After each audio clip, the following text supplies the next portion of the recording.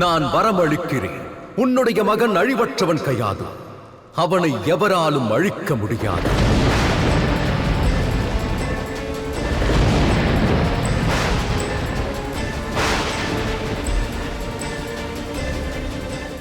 ஹிரண்ய கஷ்யபாலும் முடியாது. நாராயணரே, நீங்கள் யாருக்கு வரம் அளிக்கிறீர்கள்? ஹிரண்ய கஷ்யபுவின் மனைவி என்னிடம் நம்பிக்கையோடு வரத்தை கேட்டுக் கொண்டிருக்கிறார். அவர் விரும்பும் வரத்தை நிச்சயம் நான் அளித்தே தீர வேண்டும். ஆனால் நாராயணரே, அவள் இரண்ய கஷ்யபுவின் மனைவி. தன் கணவனை கடவுளாக நினைக்கிறாள்.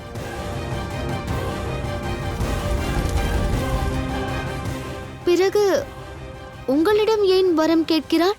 நிச்சயமாக அவர் இந்த யாகத்தை தன் கணவன் ஹிரண்ய கஷ்யபுவின் பெயரைச் சொல்லியே செய்கிறார்.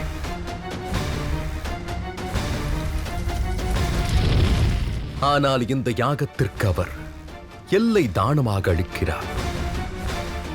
தாங்கள் அறியாததா தேவி, எல்லை நாராயணனுக்கு மட்டுமே அர்ப்பணிப்பார்கள்.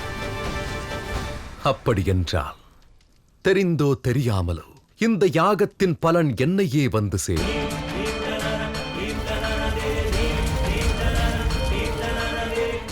இந்த ஆகுதிக்கு பதிலாக ஆசிர்வாதத்தை அளிப்பது நாராயணனின் கடமையாகும். அதையே நான் செய்கிறேன்.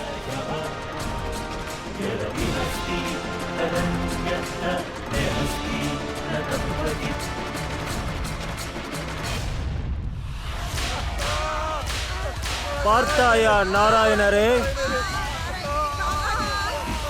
உன்னுடைய காலம் முடிவுக்கு வந்துவிட்டது. தன்னுடைய பெயரையும் புகழையும் காப்பாற்ற இதுவரை வராதவர் இனி எவ்வாறு வருவார்?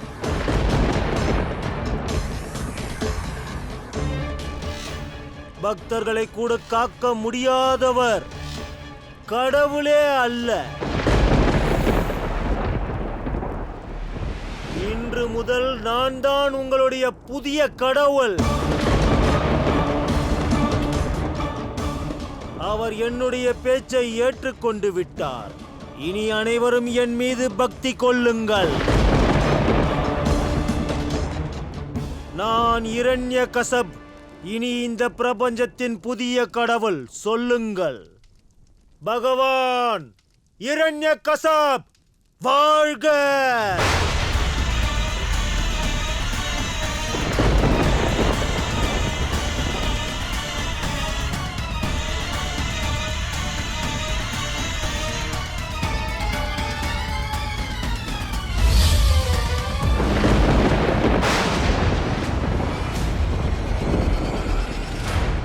கேட்கவில்லையா? கூறுங்கள், கடவுள் இரண்ய கசப் வாழ்க!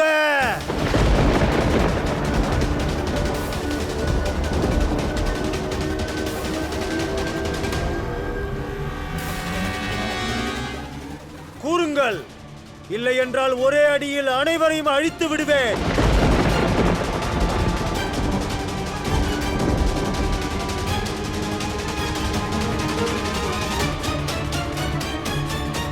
தேவேந்திரா, நம்மால் ஒன்றும் செய்ய முடியவில்லை. இப்படிப்பட்ட சூழ்நிலையில் சாதாரண பக்தர்களால் என்ன செய்ய முடியும்?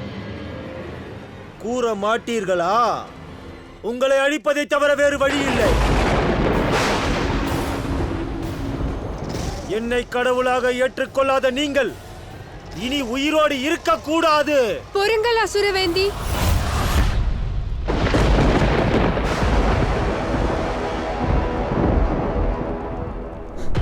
எப்பொழுதும் நம்மை காப்பவர்தான் நமது உண்மையான கடவுள்.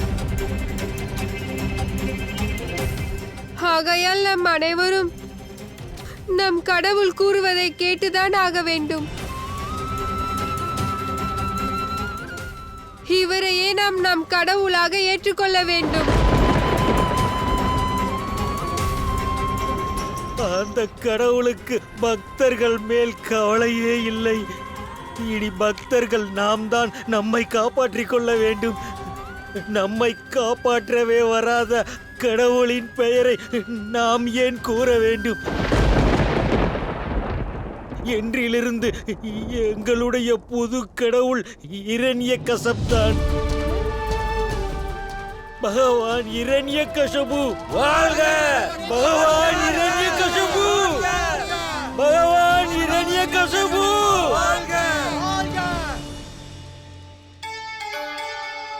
குருதேவா, நான் தான் உங்களிடம் கூறினேன் அல்லவா,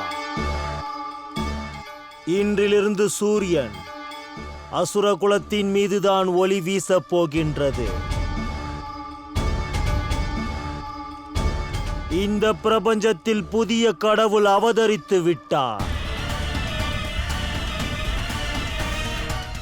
அதர்மத்தை மட்டும் நிலைநாட்டப் போவதில்லை, இந்த புதிய கடவுளின் சிலையையும் பிரபஞ்சம் முழுக்க நிறுவியாக வேண்டும். பூஜையும் அர்ச்சனையும் நடைபெற்றாக வேண்டும். இன்றிலிருந்து இந்த பிரபஞ்சம் எனக்கு மட்டும்தான் பூஜை செய்தாக வேண்டும். வேறு கடவுளை வணங்குபவர்கள் அழிக்கப்படுவார்கள்.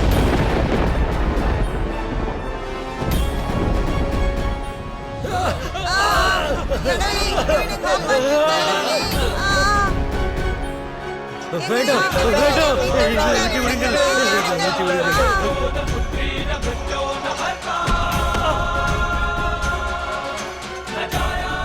வேண்டாம், வேண்டாம், எங்களை அடிக்காதீர்கள், வலிக்கிறது, எங்களை அடிக்காதீர்கள், வேண்டாம், வேண்டாம்.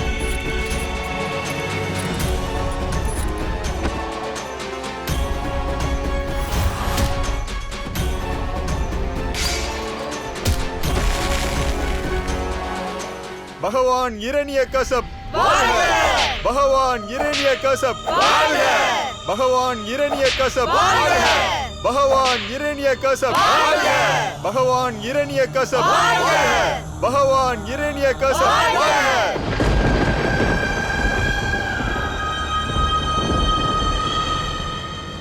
போதும்.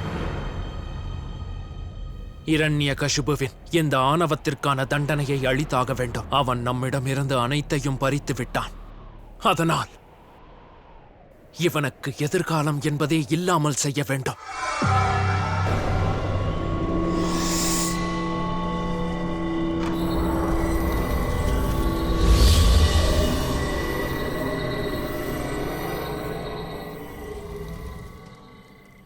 நம் எதிர்காலத்தை காப்பாற்ற நாம் இவளை நிச்சயம் அழித்தாக வேண்டும்.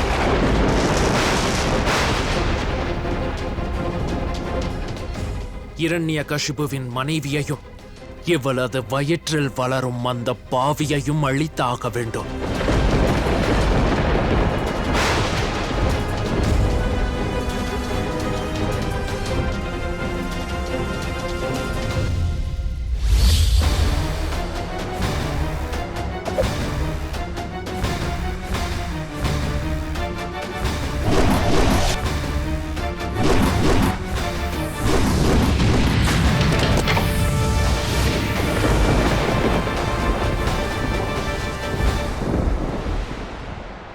தேவராஜன் இந்திரனிடமிருந்து உன்னால் தப்பிக்க இயலாத. இன்று உன்னுடைய அழிவு நிச்சயம்.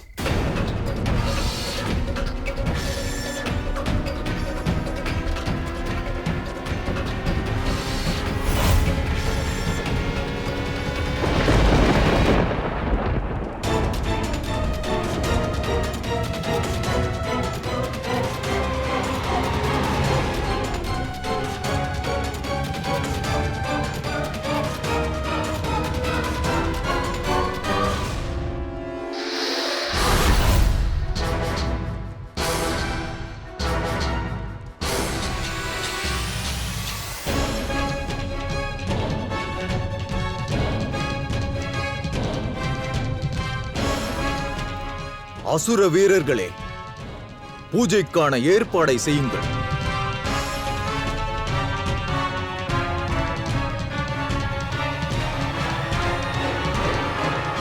பிரபஞ்சத்தின் புதிய கடவுள் ஹிரண்யகசிபுவுக்கு தீப ஆராதனையை காட்டுங்கள்.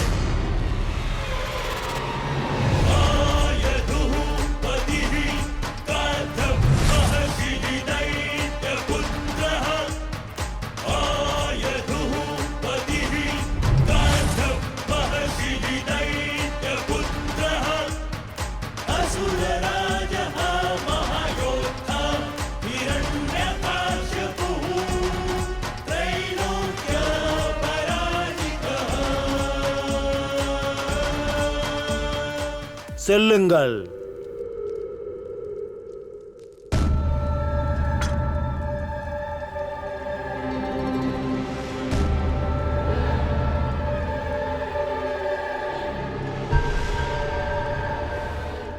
இந்த கடவுள் அவதாரம் எப்படி இருக்கிறது இரண்யகசப்? அருமை, மிகவும் அருமையாக உள்ளது. உடற்பலத்தால் வளத்தை மட்டுமல்ல, பக்தியையும் அனுபவித்து விட்டேன். இப்பொழுது என்னுடைய இந்த சிலையை பார்க்கும் பொழுது இப்பிரபஞ்சத்தில் இரண்யகசபு இல்லை, மாறாக இரண்யகசபுதான் இந்த பிரபஞ்சமே என்று தோன்றுகின்றது.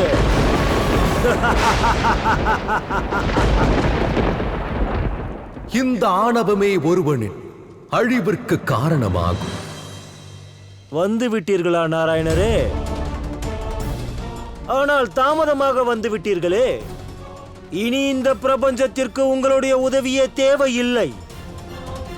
இவர்களுக்கு இவர்களுடைய புதிய கடவுள் கிடைத்து விட்டார், பகவான் இரண்யகசப்.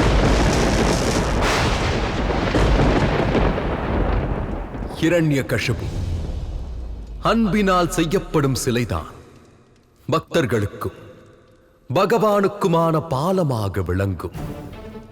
ஆனால் இந்த சிலையை செய்தவரின் மனதில் அன்பு இல்லை, அச்சம் இருந்தது, காதல் இல்லை, துன்பம் இருந்தது. ஆதலால் இதை பக்தி அல்ல, பகட்டி என்றே கூறுவார்கள். இந்த ஆணவத்தின் அழிவு உறுதியானது. அழிவா? எனக்கு அழிவா?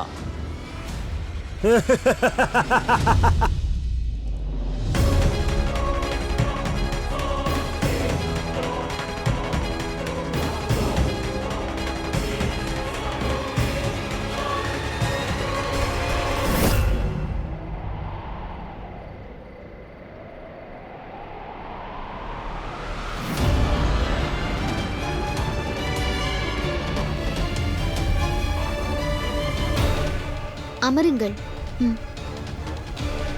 பிரச்சனை ஒன்றுமில்லை, அமருங்கள், அமைதியாக அமருங்கள்.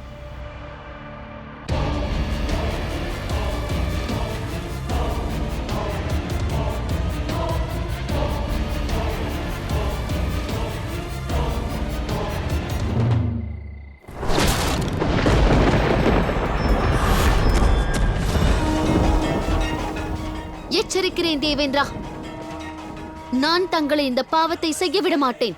இது பாவம் அல்ல. இரண்யகசிபு போன்ற பாவியின் மகனும் பாவியாக தான் இருப்பான். அவனை அழிப்பது தர்மத்தின் கடமையாகும், புண்ணியமாகும். தயவு செய்து வழியை விடுங்கள். முடியாது. பிறக்காத குழந்தையின் எதிர்காலத்தை முடிவு செய்வதற்கு நீங்கள் யார்? விதியின் ஆழத்தை அறியும் மதி உங்களுக்கு இல்லை.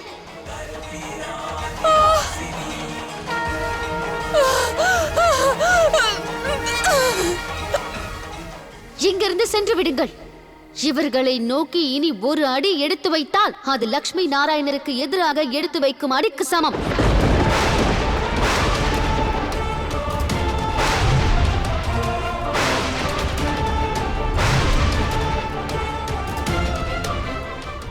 மன்னித்து விடுங்கள் தாயே. தயவு செய்து நான் சொல்வதை புரிந்து கொள்ளுங்கள். இவன் தந்தை தன்னை கடவுளாகவும் பிறகு இந்த பிறக்கப் போகும் குழந்தையையும் தனது வாரிசாக அவன் அறிவித்து விட்டான். அந்த குழந்தையா காப்பாற்றுகிறீர்கள்? அதர்மத்திற்கு பதில் அதர்மமும் தீமைக்கு பதில் தீமைகள் தான் செய்ய வேண்டும் என்பதல்ல. இதே போன்று முன் ஒரு குற்றத்திற்காக மகாதேவரின் பெரும் கோபத்திற்கு ஆளானீர்கள். நீங்கள் அசுரத்தாய் தித்தியின் கர்ப்பத்தில் இருக்கும் குழந்தையை தாக்கினீர்கள்.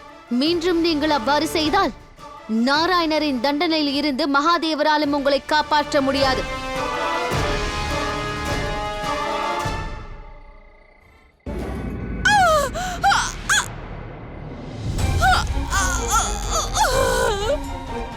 யாராவது வாருங்கள், யாராவது வாருங்கள், எங்களுக்கு உதவி தேவை. எங்க யாராவது உள்ளீர்களா? பொறுத்துக் கொள்ளுங்கள், சற்று பொறுத்துக் கொள்ளுங்கள். இரண்யகசபுவுக்கு அழிவா? அப்படியென்றால் நாராயணர் அழியப் போகின்றார்.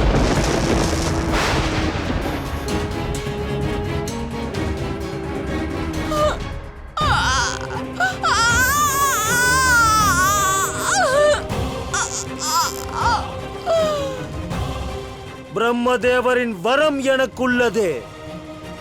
நாராயணரே, என்னை கொல்லப் போகின்றவன் யார்?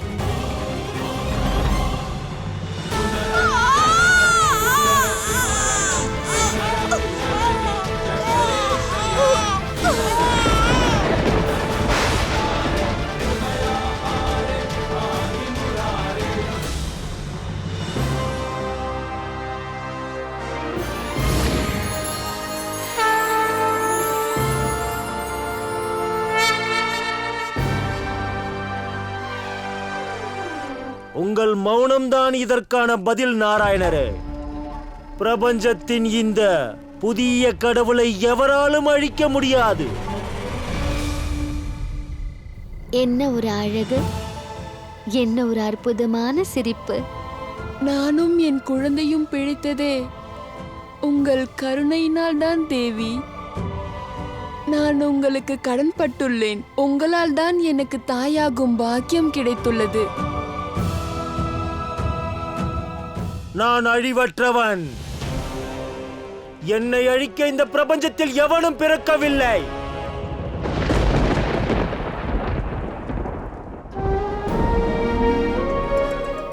இந்த மகிழ்ச்சிக்கு காரணம் நான் அல்ல, இந்த பாலகன்தான்.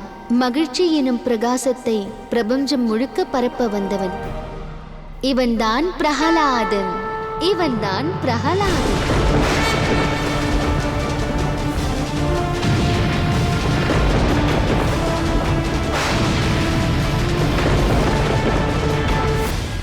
நான் இறுதியாக கேட்கின்றேன் நாராயணரே, இந்த பிரபஞ்சத்தில் உள்ள அனைவரும் அறிந்து கொள்ளட்டும், இந்த புதிய கடவுளுக்கு அழிவே இல்லை. இவன் உங்கள் வாழ்க்கையில் மகிழ்ச்சியை அளித்தது போல நிச்சயமாக பிரகலாதன் இந்த பிரபஞ்சம் முழுக்க மகிழ்ச்சியை பரப்புவான். கூறுங்கள் நாராயணரே, என்னை அழிக்க எவரும் இல்லை என்று கூறு. என்னை அழிக்க இன்னும் எவரும் பிறக்கவே இல்லை. பிரகலாதன்.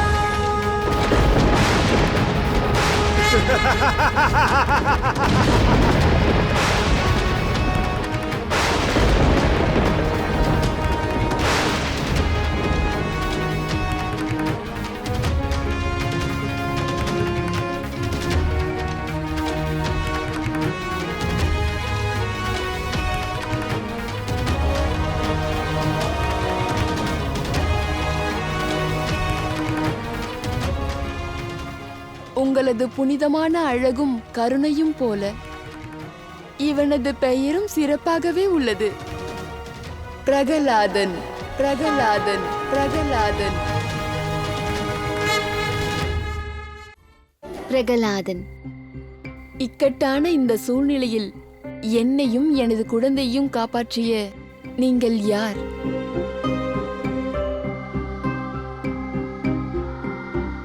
ஒரு சாதாரண பெண் நான். அதனால்தான் இன்னொரு பெண்ணின் வலியை புரிந்து கொண்டேன். தங்களது துன்பத்தை கண்டதும் உதவி செய்தேன். அவ்வளவுதான். யார் நீங்கள்? ஒரு சாதாரண பெண் கூறியதால் மட்டும் தேவராஜா இந்திரன் என்னை விட்டு சென்றிருக்க மாட்டார். சூரியனின் ஒளியையும் ஒரு நபரின் பெருமையையும் மறைக்க இயலாது. உண்மையை கூறுங்கள் தேவி, யார் நீங்கள்?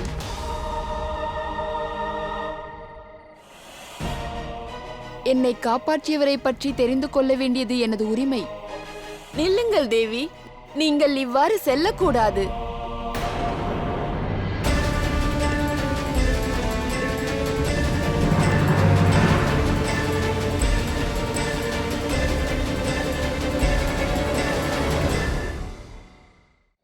உங்கள் உதவியால் இச்சிறு குழந்தை இவ்வுலகத்தில் பிறந்துள்ளான். உங்கள் உதவியால் தான் இவன் இன்று சுவாசிக்கிறான்.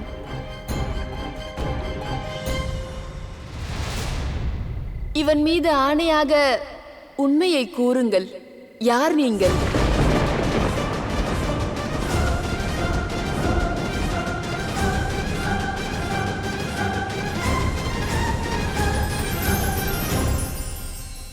துன்பம், அதை நாம் வலி, கஷ்டம், சோகம் என்று பலவாறு அனுபவிக்கிறோம். உண்மையில் அந்த சோகம் துன்பம் அல்ல, அது நமக்கு ஒரு பெரும் பொறுப்பை அளிக்கிறது. எப்படி தாய் தந்தையார் அவர்களது வாழ்க்கையில் எவ்வளவோ கஷ்டங்கள், துன்பங்கள், பிரச்சனைகளை சமாளிக்கிறார்களோ அனைத்தையும் தங்களின் குழந்தைக்காகவே அவர்கள் பொறுத்து கொள்கிறார்கள். அதைப் போல இப்பிரபஞ்சத்தின் மனிதர்களின் கடமை என்ன தெரியுமா? அவர்கள் அனுபவித்த துன்பம் மற்றவர்கள் அனுபவிக்க விடக்கூடாது. ஏனெனில் நமது துன்பம் நம்மோடு முடிந்து போனால் இப்பிரபஞ்சம் ஆனந்தமாக சொர்க்கமாக திகழும்.